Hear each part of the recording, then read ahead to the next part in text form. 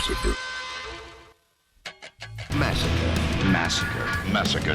Don't you love it? Yeah. Well, back in the big chair it seems. That's right, it's Membersonly Dave, and you're listening to the finest radio program under the sun, or the moon for that matter. It's Massacre Radio on let me see here, I had it somewhere.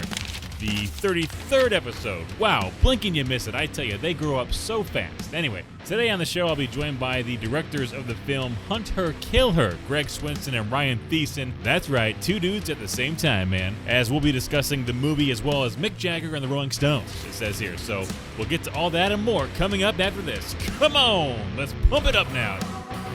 You're listening to Massacre Radio.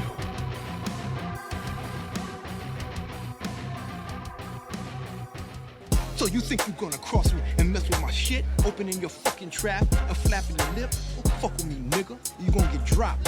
I'll snap off your neck with a crackle and pop. If you say anything, you'll beg me to die. Because I'll make you suck my dick, then I'll nut in your eye. I'll stomp on your world as if my name was Godzilla. I'm coming for you, motherfucker. I'm your crazy eyes killer. You know, and I'm gonna be like this in the video, like. WKMA Cleveland. An HD2 Station.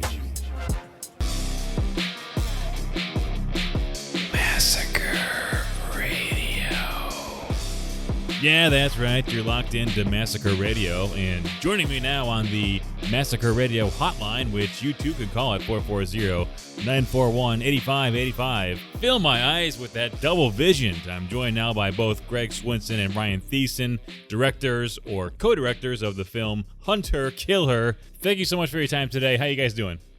Doing good. How are you, sir? Pretty good. Okay, so, fellas, I gotta tell you, this is a first for me here on Massacre Radio, having two guests on at the exact same time. So when I ask you these questions, they are for both of you. Either of you can jump in at any time or follow up with something after the other has answered. It's a very free-flowing show here on Massacre Radio, you know what I'm saying? So the film is titled Hunt Her, Kill Her, and I know you guys like the simplicity of the home invasion type movies, you know, stuff like Home Alone and House Arrest. I also kind of got a Panic Room vibe with the film. Just in general, though, why do you think the home invasion theme works so well, and what are some other theatrical influences you were drawing from while developing it? Well, for the home invasion part, I think it's just that invasion of your security. You know, even though this takes place in a workplace and she's new to the workplace, it's still sort of like it's her area, and people coming in, invading that is always sort of something that can happen in real life, and it's kind of one of those universal fears of people invading your sanctuary. You know, the film is more in the vein of confrontational horror that focuses more on storytelling than the, quote, socially conscious, watered-down horror, so to speak. So, did it ever cross your mind, or did you give much consideration into making something that was socially conscious with this narrative? It wasn't really up front. It was more of something that I think that it developed as the film sort of took on a life of its own, where we kind of thematic stuff will come out. But it's not something we set out to do, so to speak. It's more, let's make something that can be exciting, that can be fun to watch. I think subconsciously a lot of themes just kind of come out from, you know, universal fears and things that are just happening in everyday life now. So you didn't really have those themes in mind, but as you progressed with the film, they became naturally more self-evident, huh? Exactly. It's like if I try to write a theme, it's just on the nose, and just you sort of focus on it more than focus on what really needs to happen for the story. When you let it kind of come out on its own, it seems to play a lot better. I almost feel that in some ways the film is kind of a throwback to the early 2000s extreme horror, you know, which is a genre or subgenre of horror that didn't get much respect back in the day. So I want to ask you, what are some subgenres of film in your guys' mind you don't think get enough respect these days? Well, I'm a big fan of slasher films. And I think that's one that, even though it's sort of a little resurgence with the Halloween remakes and Scream is continuing to push out sequels, and those are obviously have Hollywood behind them, but I think they kind of became the laughingstock, and not so much without reason with some of the ones in the late 80s, early 90s, and it kind of died out. But some of the early ones and some of the ones that kind of shaped that subgenre, there's a lot more to them than I think a lot of people kind of remember. Yeah, and I would say, I mean, I love slasher films as well, but I really, really love like the survival horror films where someone gets, you know, whether it's in the backwoods or somewhere isolated and remote, and it's really like the experience of going through this film is going to change this person forever. I mean, the most classic example, obviously, is Texas Chainsaw Massacre, but I don't know if any film has really lived up to kind of the survival aspect of that one created. So that's more and kind of that played into Hunter Killer even. I mean, she has to survive the film. We really tried to put her through the ringer so that she comes out the other end having kind of survived this huge ordeal. Fellas, the movie now, based on all the credits I could find, you two are largely enjoying working together, it seems. How do you two maintain a working collaborative relationship and make it successful at that? So Greg and I actually started working together in high school. We met, well, before high school, but Greg was shooting a straight-to-video version of Mortal Kombat on his dad's VHS camera. And I came over and we started working together, and it kind of evolved. You know, we were doing lots of different backyard movies and, whatever, just around Greg's house at the time. And it really evolved into Greg and I realized that we both really enjoyed this a lot more than say any of our other friends sort of were there just have a good time and they'll be in them and do whatever. But we really wanted to sort of start crafting pictures together. And really just went from there. We both, went off to college, but still kept working together, trying to get a project off the ground. And then in 2005, we finally decided to make a feature film, and really that solidified sort of how our partnership works, and that Greg starts with the writing and kind of leads the creative on the pre-production and helms the beginning part of the project. Then we work together on the co-directing. I sort of take over in post-production because I really love editing and pulling the project together in the end. And so of course, the whole process is collaborative through all that, but sort of who takes lead on what. Basically working this way since high school, and it seems to work, so we just keep at it. Couple more questions about teamwork here, then we'll move on, guys. How do you work through any problems that might come up while shooting or, in pre or post-production? I mean, you guys probably have had your fair share of kerfuffles, but have you guys ever had a knockdown, drag-out type fight? I mean, a shouting match or anything even? No, we've never had a knockdown, drag-out yelling match. I don't think either one of us really have that personality type, honestly. But really, it's about serving the story. Because Greg incepts the project from the script level, and we collaborate through all that. But he's the head, he's the writer on it. And so, really, if there's a question, it's more of because we work out a lot of story problems and how things are going to be done, and the way we write stuff. It's not just this is what needs to happen in the story. It's okay, but how are we going to pull that off?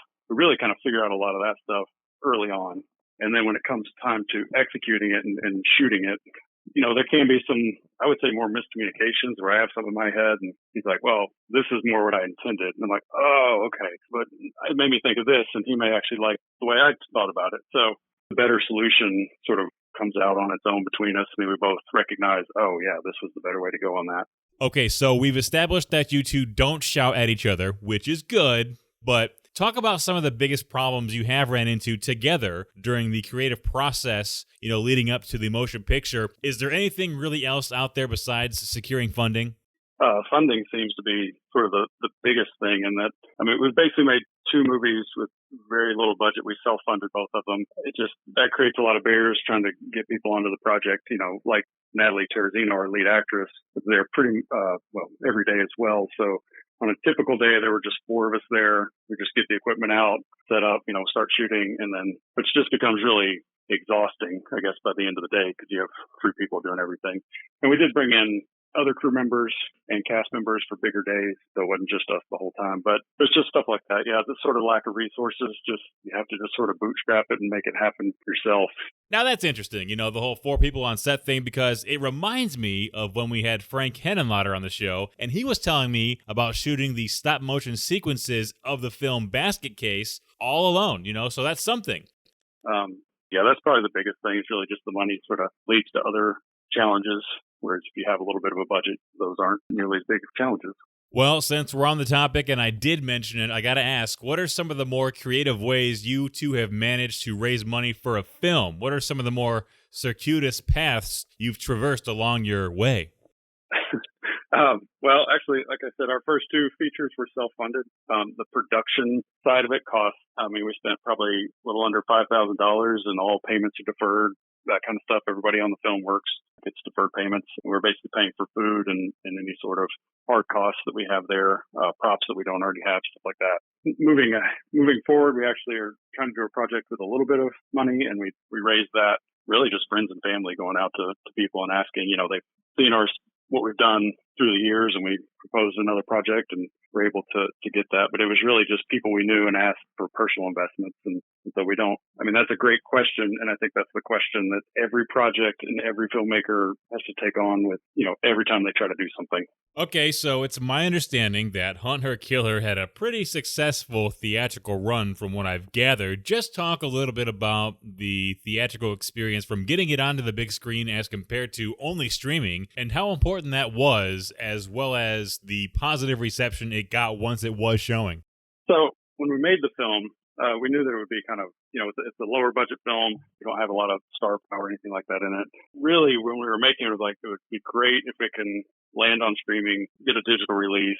That was sort of the big goal. And then we can build upon that for future projects. However, then when we started talking to Welcome Villain Films, is the company that picked it up, and they originally pitched it as, we'll probably put it in a few markets in theaters like New York, LA type thing, big cities, to really just sort of get help with the marketing and get it out there. We were like, that's awesome. It'll be playing in theaters somewhere. That's fantastic. We had another meeting with them, and they were like, they were thinking about 50 theaters. And we were like, what? Like, really? And they're like, yeah, we decided we're gonna expand it a little bit. And we're like, wow, that'll be awesome. And they even offered, we're out of Knoxville, Tennessee, and they offered to put it in our local Knoxville theater. And we're like, that's amazing. So then as we started getting closer to the actual release day, we're kind of looking online and seeing theaters, more and more theaters popping up. And they actually ended up putting it out in like 150 plus theaters. And wow. I mean, that's still a very limited release, but yeah, it was like, wow, we have arrived. I mean, this is amazing. Now, one of you two guys actually mentioned to me before we got started today that you had a funny story about the movie premiere you wanted to share. What was that all about? So a bunch of the audience was people that knew people in the movie or were in the movie. So everybody sat through the end credits, which our credits, since we have relatively few people in them, everybody kind of gets their own little slide, so to speak. And so like the makeup, Caitlin, Diane, our makeup artist, she'd come up and people would like clap because Caitlin's right here in the audience with her family and whatever. So people would clap and then somebody else they'd clap for them. We got up, and then it ended. We got up to leave, and some people behind me were like, well, that was pretty good. And the other guy was like, yeah, but I thought it was based on a true story. And I turned around, I was like, wait, these people aren't, like, these are just people that came to see the movie. I'm like, what the heck were they thinking through the whole end credit? Like, everybody's like, oh, you know what, makeup was pretty good. Yeah, I'll give that person applause. Like, they realized the people that made it are sincere around them, but anyway. I'll stop you there. We're going to take a brief time out here on Massacre Radio and be back with more from Greg Swinson and Ryan Thiessen after this. Oh, man, you're not going to believe this, but I think I see Gary Coleman over there on the bench. What do you mean, bro? He passed away like 15 years ago. He's history. No, man. I gotta go say hi to him. This is incredible. Here, hold my bong. Gary Coleman. Is that you, man? What are you doing here, bro? We thought you were dead or something. I returned from the dead to kick your sorry ass. Aw, see, dude, he's getting aggressive. We gotta get out of here. Gary, listen to this. It might mellow you out, man. If they got a little hole, maybe I'll fucking punch the little hole. Man, this sucks. Gary, it's Massacre Radio on WKMA Cleveland. It's an HD2 station. Sure it is. You can leave now. Oh my god, Gary just fell over, man. Leave him. We better split. Come on, let's go. Will someone make sure my ass isn't showing? Unfortunately, it is, Gary. It's only fair that I show you my ass now. Here, what do you think? Shit! Massacre Radio. You're listening to Massacre Radio because commercial radio just can't cut it. Massacre Radio on WKMA Cleveland, an HD2 station. Yes, you're dialed into Massacre Radio right here on WKMA Cleveland and HD2 Station. If you're just joining us, my guest today, that's right, I say guests because there's two of them. Greg Swinson and Ryan Thiessen are my guests, directors of the film Hunt Her, Kill Her. Okay, so let's get back to the film now. Coming off the theatrical success and achieving your dreams, so to speak, how do you not get too full of yourself moving forward or, rest on your laurels even? What is it that keeps your foot to the floor in the driver's seat, so to speak? Well, staying hungry, I think, isn't really an issue for us. We more see it as like we have actually sort of a backlog projects that we'd like to do. It's just we haven't been able to raise the funding for them. So Hunter Killer was something that we were able to make on our own. A family member owned the factory, and so we could use it free reign. And so Greg wrote a movie for that location, and we shot it because we could get that done.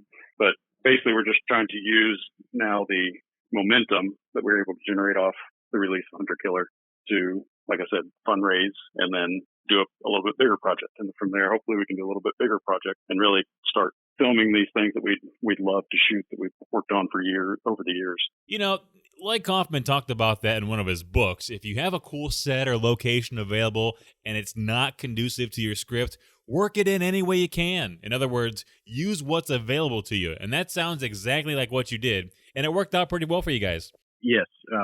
I've not read his book, but seen many interviews with him. And yeah, it's just that one we knew the location. So we were able to kind of write specific things for it all along. Our first movie was very similar where we had what we needed for it. So we were able to kind of write, but knowing budget wise, well, I can't do this, can't do that. It's basically a big car chase, the whole movie.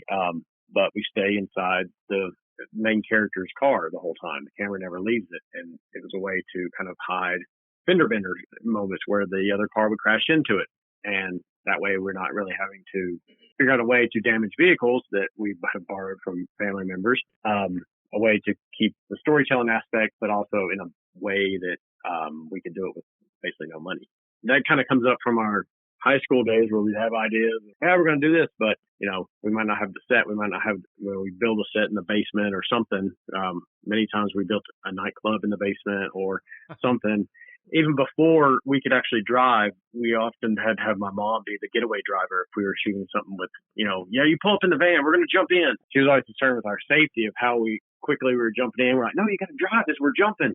But so we've always had that sort of like, well, how do we do this for like $20? So in the audio commentary for the film Hunter Killer, you guys allude to the other works and earlier shorts. And I mean, you even mentioned earlier the shot-on-video Mortal Kombat you guys are working on. So I got to know, where can people find these earlier home video works? I mean, those sound pretty awesome.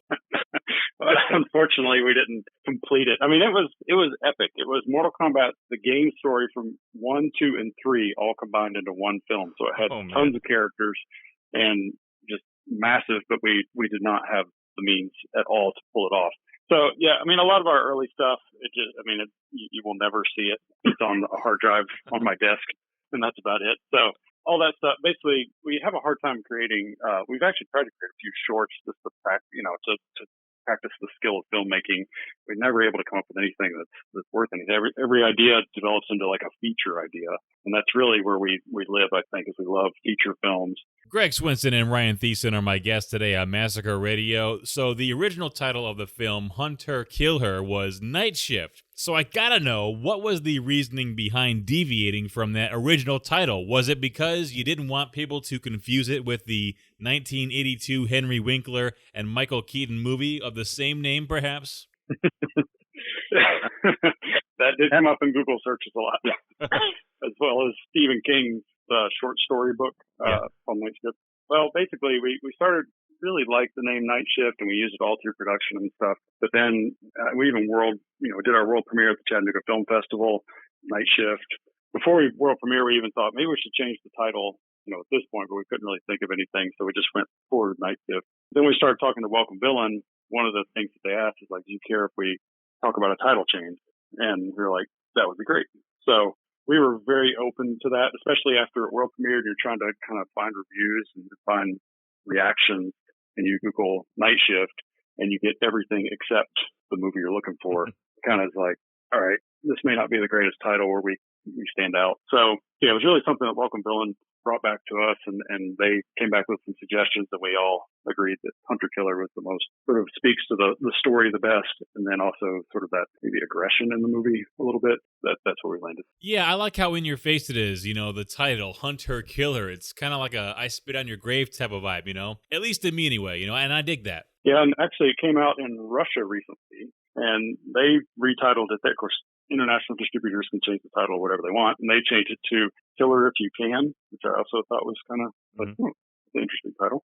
How much thought was put into the fact that the lead character in the film was named Karen? And I ask that because these days anymore, whether it's childish or irrational, whatever you want to call it, there seems to be this public or social understanding that the name Karen has a negative connotation. It's funny because, I just named her that, and I'm not huge on, I guess I'm not up to speed on a lot of the internet stuff sometimes. And so we had one of our actors was like, yeah, you named her, and he brought up the whole meme thing, and I was like, wait, what? Because I guess we had written it back in 2018 or so. No, so it was just coincidental. It wasn't really a purposely doing it. Yeah, well, we also kind of but that's just another thing that's gone wrong in Karen's life. Now her name's a freaking joke.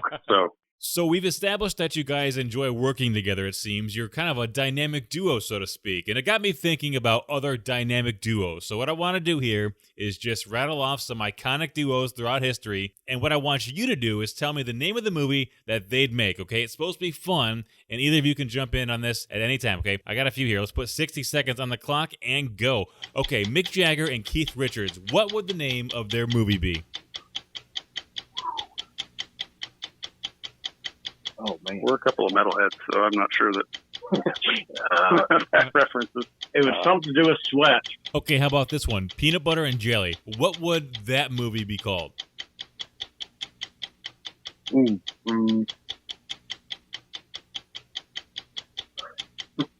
Nothing on that one, huh? Okay, let's try this one. Chewbacca and Han Solo. Very easy. What would their movie be called? And don't say Star Wars.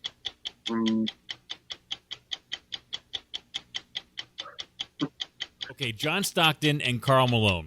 John Stockton, Karl Malone. What would their movie be called? We're so bad at this. Well, I don't want to just say jazz. That's too easy. It needs like some jazz title. Okay, and on that note, we're going to wrap this up and move on here. So what's next for you guys? I take it you're working on another film or something. What can you tell us about any current or upcoming projects? Yeah, we are in pre-production for a film we hope to shoot this summer. We'll see how that goes. But can't tell a whole lot about the story or anything like that. That's sort of under wraps at the moment. We are dipping our toe into the found footage format. So I'll say that much. It's another sort of low budget, friendly format. And we feel like our story brings something sort of new to the table on that. So hopefully we'll be able to pull that off and bring something to you next year or so. Excited about that one. Hopefully we'll get that rolling, but that's about it. Where can the good folks who are listening to this fine program find you online? Do you guys have a social media or a website or something? We do have a website. If you go to trauma.one, that's our company's Trauma One Entertainment production company Greg and I run together. And we have, of course, links to all the Hunter Killer stuff there. Our distributor, Welcome Villain Films, you can go to their website and see where you can buy and download and all that good stuff, the film. Of course, big shout out on the Blu-ray. That not only is the theatrical release was super cool, but I'm really excited about the Blu-ray release. Never actually had a film come out on Blu-ray or anything like that, so I'm super pumped about the physical media release. You feel like you got like it's becoming a physical object. It's so much more significant for some reason than just I don't know. Digital is great, but when you can hold it in your hand, that's amazing. I'm on social media, Instagram, Facebook, whatever, at Trauma One Ryan. Feel free to say hi if you want on social media. Greg Swinson and Ryan Thiessen have been my guests today. The name of the film is Hunt Her, Kill Her. Go grab the Blu-ray. So how about it, fellas? How was talking to a big-time radio guy? Was it everything you guys expected or what? No, it was fantastic. I was just going to say it's a first for us for actually a radio guy. Guys, thank you so much for your time, and thanks for joining me today on Massacre Radio. All the best to you in the future, all right? You too. All right, thank you, sir. See ya. Massacre Radio. Oh, thanks again to my guests, Greg Swinson and Ryan Thiessen. See, the whole time I thought it'd be tough taking on two dudes at once. Those guys are great. They made it easy for me. It's like shooting fish in a wine bar. Anyway, thank you for listening. I've been your host, Membersonly Dave, and I'll talk at you next week.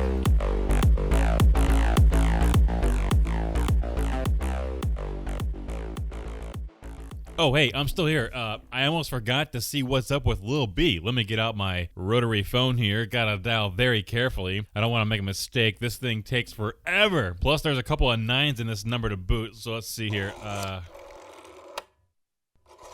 Okay. Hopefully he answers. I would love to have him on the show. You gotta The be number you kidding dialed me. is not in service.